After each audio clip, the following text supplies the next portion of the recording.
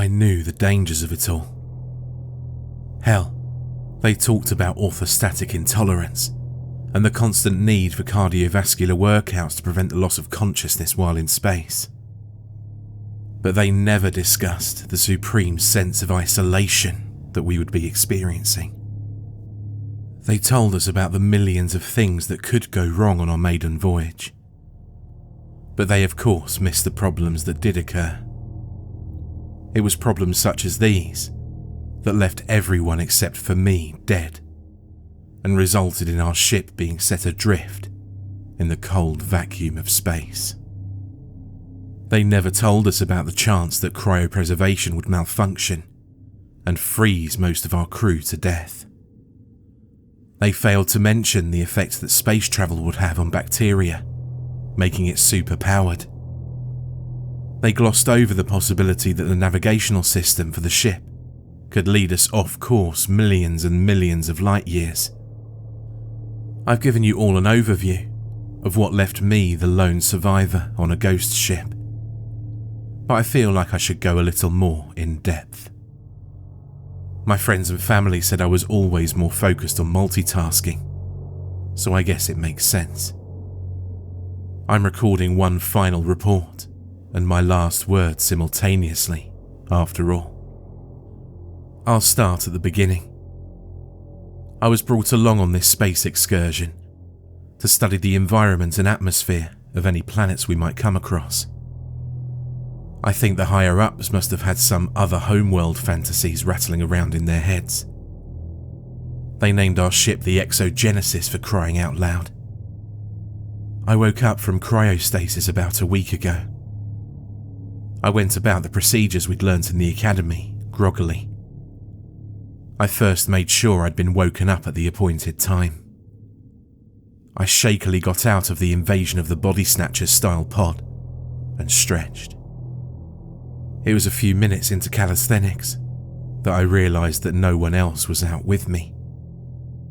A cursory glance around the room revealed that all the pods were sealed shut and frosted over.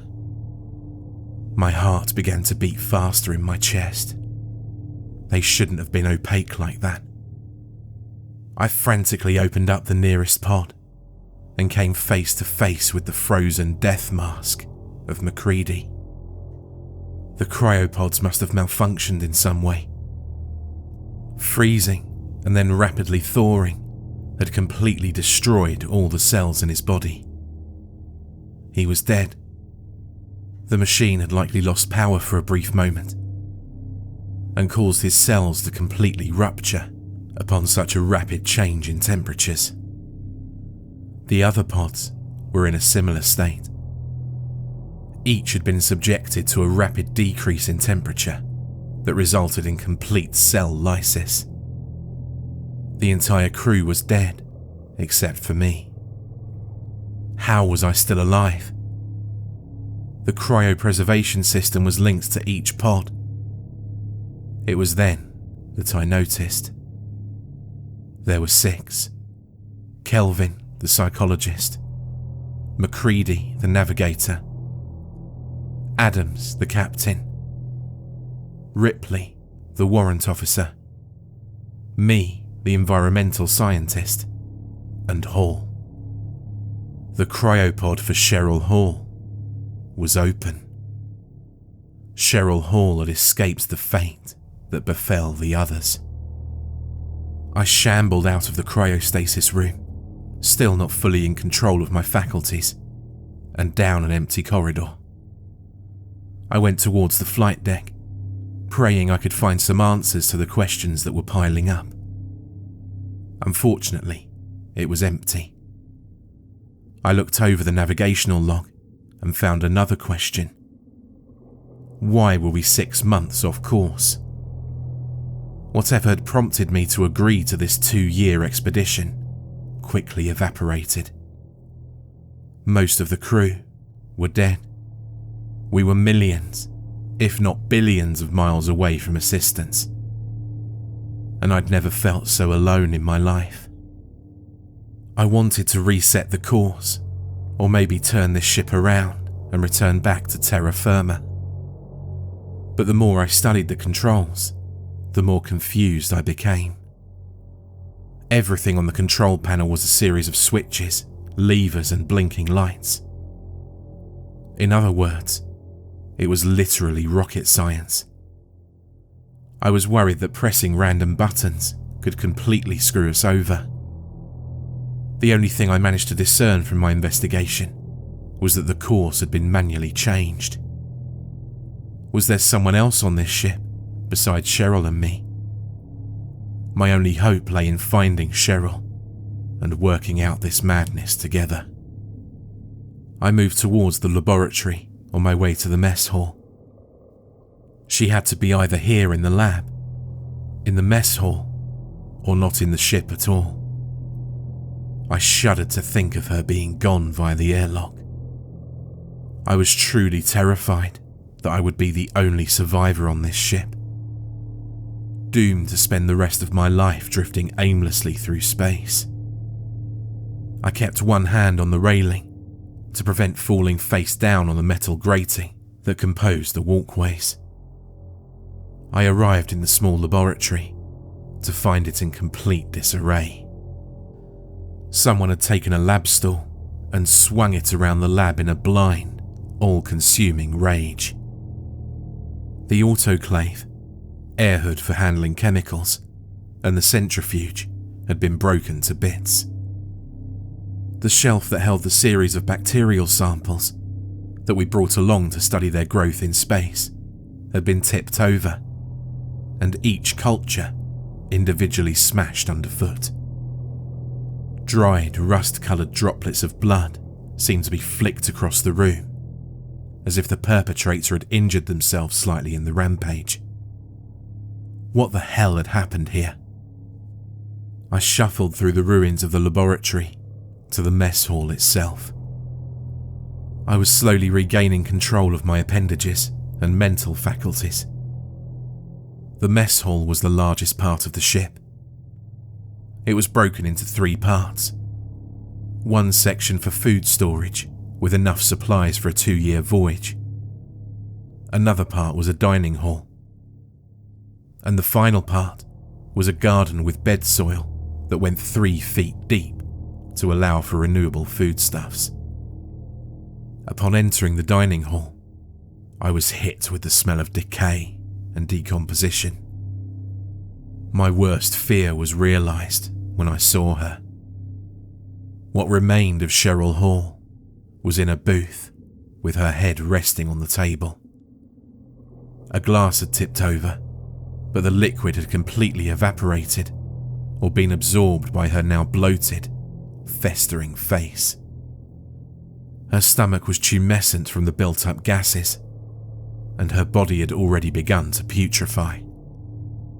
If I had to weather a guess, I'd estimate that she died a few weeks ago. The smell was completely atrocious. There was a mix of rot and excrement that insinuated itself around the booth that was her tomb. There was a small handheld camera facing her on the table. As I looked at what remained of Cheryl, the memories flooded back to me. I remembered working with her in zero-gravity training. I kept glancing sideways at her. I recalled joking with her about the bureaucracy that held up the space voyage for so long. Her smile sent warmth throughout my core. Most of all, I remembered our last celebration before our maiden voyage. I remembered getting her alone in an adjacent hallway and pressing her up against a wall and nearly smothering her with kisses. I told her that I'd wanted to do that the moment I'd laid eyes on her. I remember pulling back from that passionate embrace and the look in her eyes. There was a hint of dreaminess, but also of uncertainty. My eyes flooded with tears and deep groans racked my body. She was gone, really gone. I could remember memories of her all I wanted, but that wouldn't change the fact that she was lying before me now. She was lying face down on the booth and rotting away to a skeleton. I crumpled to my knees and pressed my forehead to the grating as the sadness and despair enveloped me like a shell.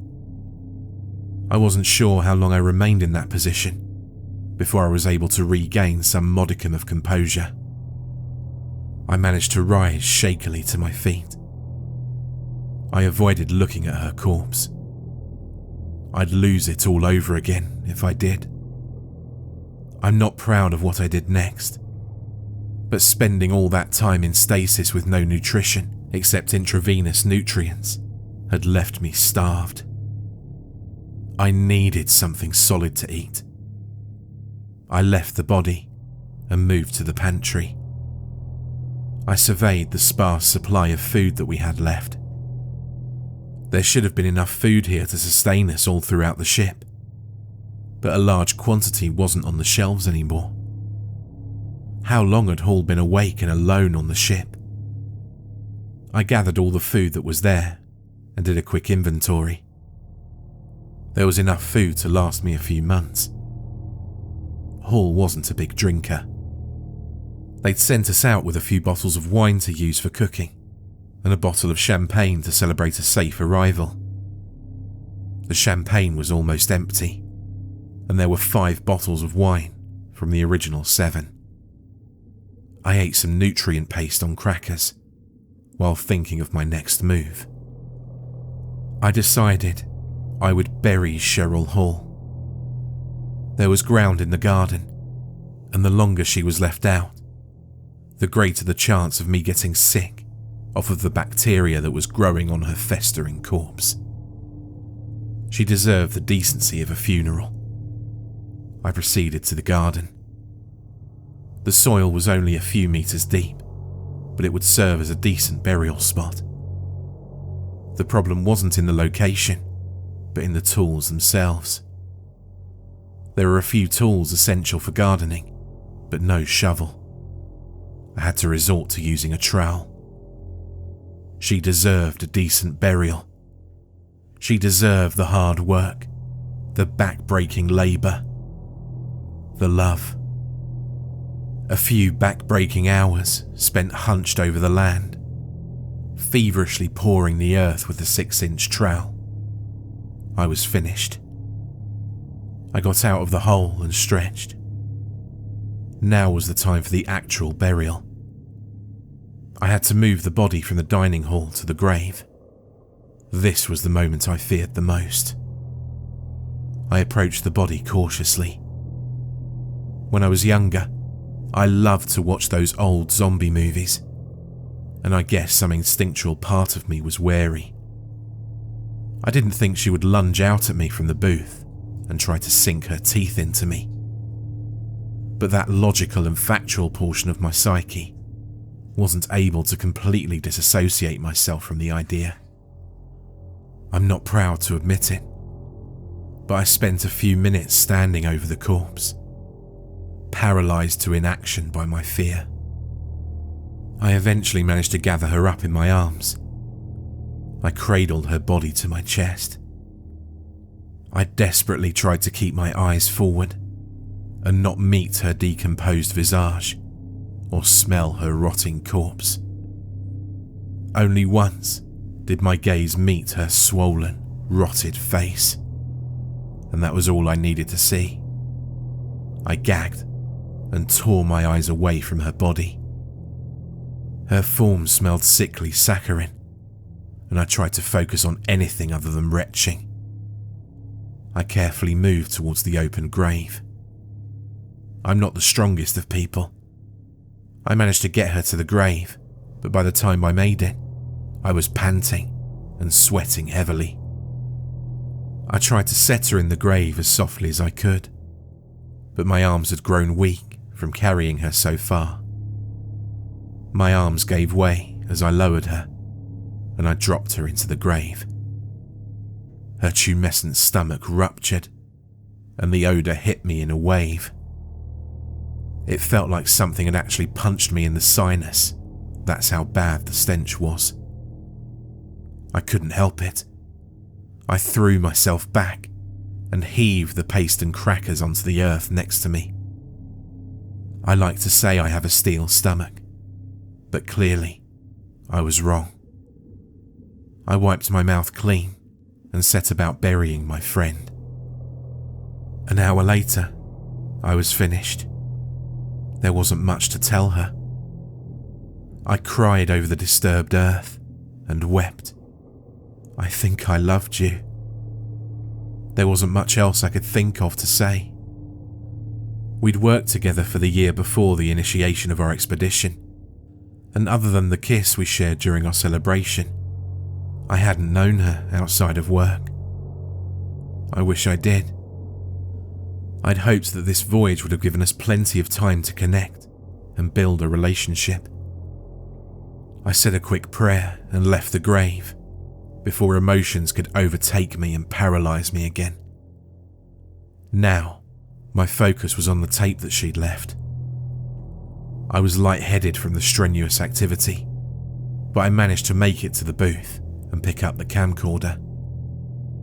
I went into the storeroom and fixed myself some more food to refill my recently voided stomach. I debated whether or not to actually play the tape. It felt like I was invading her last moments and words. But I decided that her last recording might hold some answers or clues to what had happened.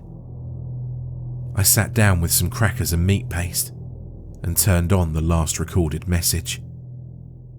From start to finish, I didn't touch my food.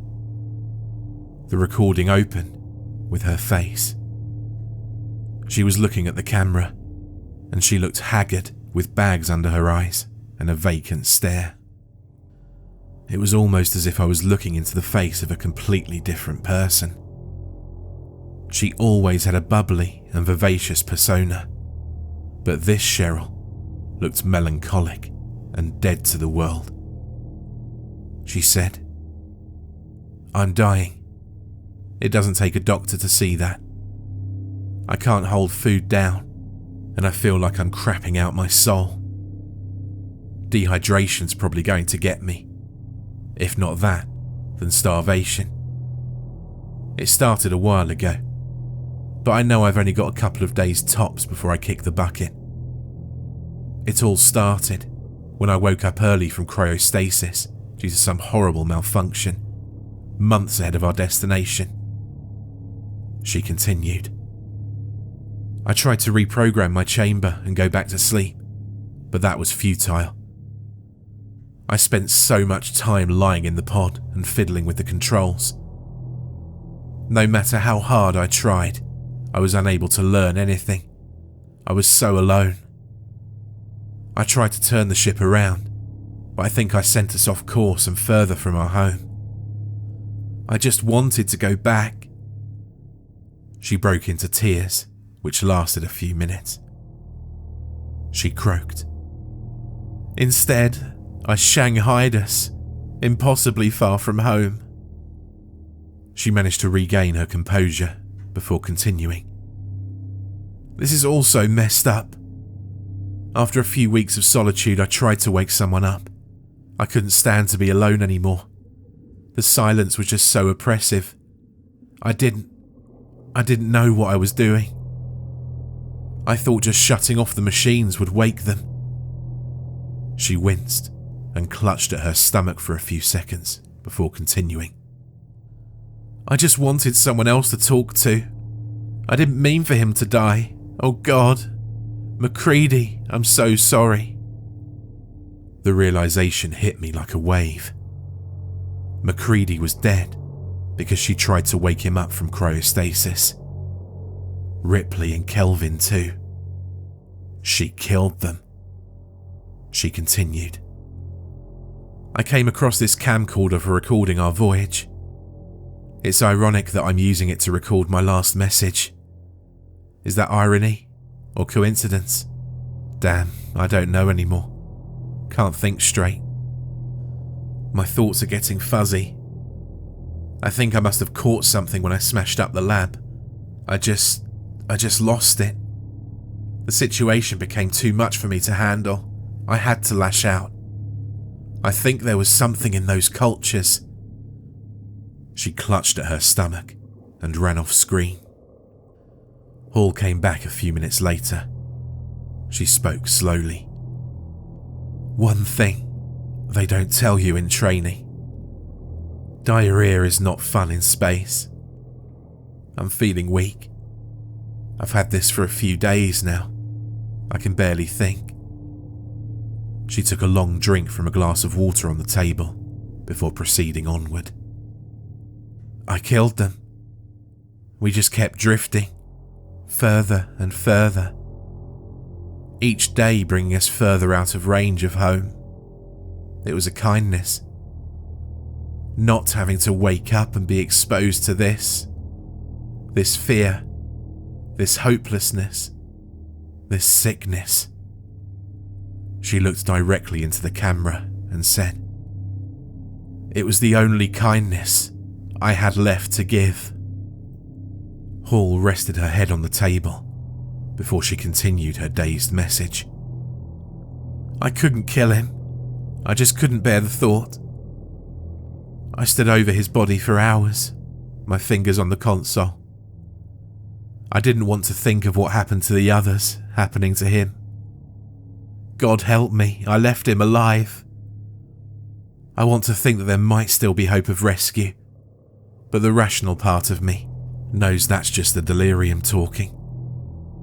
I'm too exhausted to move now. I just wanted to tell you. Thanks for the kiss. So thirsty." Cheryl reached for the glass, but it slipped out of her hand and spilled on the table, washing over her face. She lay there, breathing raggedly and sending small ripples playing across the spilled water with every strained breath. I watched for a few minutes before fast-forwarding the tape. I fast-forwarded until I realised that she wasn't moving anymore. An hour elapsed on fast-forward, and she didn't make the faintest of movements. The camera shut itself off after a certain period of inactivity. She was dead. Whatever she'd contracted from smashing up the lab had killed her. A few days passed by, and I tried my best to figure out the ship's navigational system. I wasn't suited for the task. There was no point in randomly pressing buttons, and I couldn't find any manuals or guides to the controls. The exogenesis seemed damned to spend eternity drifting through space without destination. On the 4th day, I started to feel nauseous. I told myself it was just my imagination. I couldn't have contracted the sickness from the destroyed laboratory. Too much time had passed for the cultures to survive. Could my contact with Cheryl have infected me? On the 5th day, I was sure I was sick. I was sprinting to the toilet every 30 minutes. I tried desperately to keep food in my stomach, but the very thought of filling it left it feeling roiled. I had to have had some form of salmonella. I remember when I contracted the illness as a kid. The symptoms I had then mirror the symptoms I'm now experiencing. Diarrhea, stomach pain, and nausea. I couldn't replenish my fluids fast enough, and I started to suffer the effects of dehydration. The average person can survive without water for 3 to 5 days. I knew my time was running out. On the 6th day, I walked to Hall's grave in the garden, and I spit on it. Ambivalence raged inside me. This was the goddess that I'd fallen over all throughout training. This was also the bitch that infected me and killed the crew. It had to be in her digestive system. When she fell into the grave and split open like a ripe watermelon, I must have been infected. I left the grave knowing that there was nothing else I could do. There was really nothing left to do. I spent my 7th day in a frenzy, trying to keep my fluid intake up and pretend everything was going to be all right. It's not. I'm dying. This is my final message to my friends and family. I doubt this will ever reach you, but I've a lot left to say that I don't want to go unsaid. There's nothing left here. I'm getting sicker and sicker. There's no medication for what I have. This is the only choice left. I'm not going to die like Cheryl, lying face down on a table of my own filth as I succumb to dehydration. I'm going to expedite the process. That's why I've got a rivet gun with me. I don't have many other options here. I'm going to give it a go and see if that'll work. The rivets are only 3 or 4 inches long. I'm using this tape recorder so you don't have to see what I'm about to do. I've just cracked open a bottle of Merlot. I doubt it's going to do any more damage than the sickness already has. I just need a bit of the old liquid courage. I don't think this is what those NASA eggheads wanted it to be used for. The wine's all right. Tastes bitter. I think I'll have another bottle. To my family, sorry if this sounds a little slurry. Dehydration's taking its toll, and the wine sure isn't helping. I wish I could hear all of your voices one last time. Space can be quiet. I hope you all remember the good times. Please don't remember me like this, crying into a tape recorder, so far away, with a rivet gun in between my legs. The second bottle tastes a bit better. Can't say I've got the energy for a third. Clark said something about space. Whether it was more terrifying to know that we weren't alone, or completely alone. I've got my answer. I'm out of wine. For more terrifying creepypasta horror stories, check out the playlist or the video on screen.